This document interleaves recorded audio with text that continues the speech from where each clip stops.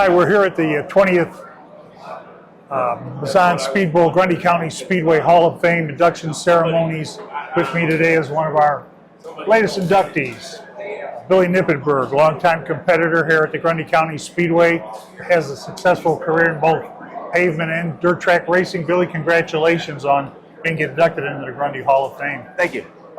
Reading your biography in the little program booklet, your dad said, hey, you want to be a race car driver and you're 15 years old and you get one of his old cars, probably, and you go to the Kankakee Speedway and start racing it. That had to be the thrill of a lifetime as a 15-year-old. Yeah, it was exciting. I didn't even know that he was even going to give me that opportunity. As a child, I helped him and I was involved with his racing my whole life. Watched him race, and then all of a sudden he just said, hey, here's a car, you want to race it, get it ready and go race it. And, your dad was a very successful dirt track driver, specifically at Santa Fe Speedway out there in Chicagoland. Yeah, absolutely. I always looked up to him as a child. He was, really hard-nosed racer, won a lot of races. Maybe was a little underfunded. He was a better driver, I feel, than maybe his stats maybe showed because, back then it was all about the money. And a lot of the people in them times that didn't have the money, they built it. They built technology. Today, technology is bought, to be fast. Back then, they had to get out there and build it to be able to do it. So it was pretty neat. I mean, he taught me that way. I learned how to build, weld, fabricate at a very young age, and if you didn't build it, you couldn't go race. You couldn't go race. Racing on dirt, starting out at Kankakee, but then you come to the Grundy County Speedway, a paved track, and a lot of success here. Yeah, no, it was great being here. I think started here somewhere around 1996, and it was a. My dad, again, he had a car sitting there that Biff George drove prior, and he said, if you want to use that car and go try it out, go try it out. So it was the end of the season, and I said, yeah, I think I'm going to go try it out. So I put the car together. We went out to Lake Geneva one time, and we went to Ileana for the Bettenhausen and ran that race. And from that point on, I was hooked and ran pavement for quite a few years till I think it was 2018 when I finally stopped racing here this last season. He had a lot of success here. Several Mid-American championships, sportsman championships, super late model, 2 of them I believe here at Grundy. Won a Mid-Am sportsman championship at Ileana. Then switched gears back to the dirt. The Kankakee tracks and several tracks in Indiana and Central Illinois.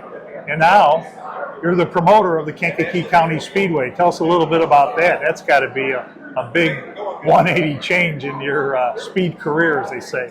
Well, I think that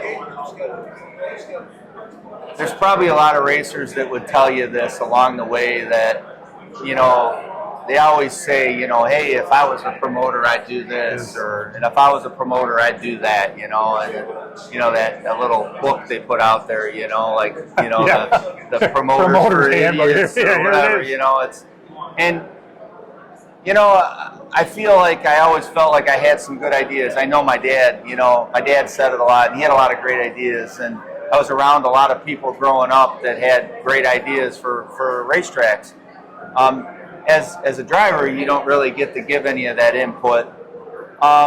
It's not easy to be a promoter at all, by no means. There's a lot of negativity. A lot of people say you got to have thick skin. I don't know about thick skin. Thick skin is, it still becomes hurtful, to be honest with you. Some things that are said can be very hurtful because you give it your all. Yeah, especially in this day and age of social media, people get up there and just can beat anybody up at any time. But it was always in my bucket list of things to try, and I'll never forget that I was driving Farmer City in 2022, early in the year, and I'm headed to Farmer City, and it's sprinkling. And I said, boy, this is foolish. Like, why am I driving this far when we got a racetrack that's a lot closer to home that's sitting closed right now? And they had made phone calls to me because I had showed a little interest, but we couldn't really come to an agreement on the money. So finally I said, you know, I think maybe we need to sit down again and talk this thing out. And we were able to put a deal together and, you know, and make sure that Kankakee opened back up. It was a track, like you said, I started at, you know, 34 years ago. And you're still racing. Yeah, you're still promoting. Racing. You're still racing a modified car. Your son's running a pro late model, so you got a busy schedule. Yeah, you know, and honestly, it's all about my son at this point. I want him to enjoy what I was able to enjoy all these years, and he actually just won his very first race last week. First any race in any car. He's been at it for roughly 4 years, and so I'm excited for him, you know, and, you know, we're definitely doing our job to keeping the sport alive and, you know, keeping interest in it and, you know, doing everything we can, you know, to have this sport in all of our lives that we love, you know, and, you know, it's a scary time, I feel, at times. We wonder, like, is this going to continue, you know, because the younger generation is different, you know, they play this sport behind a computer, behind a TV screen. You know? We had to get out there and do it. You know, and I love racing, and I'm glad you guys do this. You know, to keep people active, and you know, this Hall of Fame's kind of a neat thing for, you know, the younger generation to look up to people maybe they were watching, you know, as kids or whatever too. You know. Well, congratulations, Billy, on your induction and success in all your racing endeavors. I appreciate it. Thanks a lot. Billy Knippenberg. Thank you. And at the age of 15, Bill Sr. asks Billy Jr., hey, do you want to race a stock car? Billy goes, yeah, sure, why not? You know, well, I got this older car here. We'll take it down to Kankakee Speedway and we'll race down there. So he did. And he raced and learned, et cetera, fine-tuning of driving a stock car. Switched lanes, came to the Grundy County Speedway and also Ileana and raced there on the pavement now. Mid-American Sportsman Champion, twice here at Grundy County Speedway and once at Ileana. Moved up into the late model division. Won 2 late model championships here at Grundy. And that's a big deal when you're racing against guys like Eddie Hoffman, etc. It took a lot of talent and a lot of work and just determination. Switches gears, leaves Grundy, goes down, starts racing on the dirt tracks again. Kankakee Speedway, Farmer City, Fairbury, Spoon River, all those tracks, Shady Hill and Crown Point over in Indiana.